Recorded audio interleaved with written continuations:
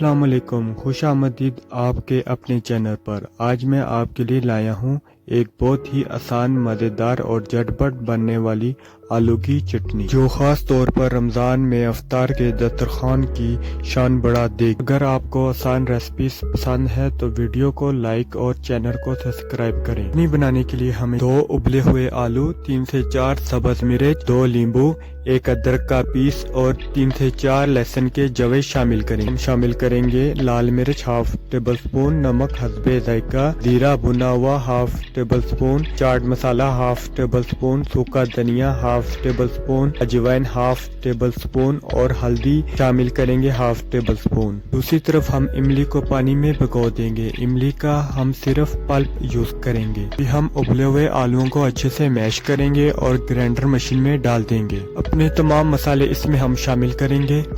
अभी हम इसमें इमली का पानी और इमली के पल्प शामिल कर देंगे। नींबुओं के हम बीज निकाल लेंगे और इसमें नींबू का रस ऐड कर देंगे। आप ये इफ्तारी में रेसिपी जरूर ट्राई करें और कमेंट्स में बताएं आपको ये चटनी की रेसिपी कैसी लगी।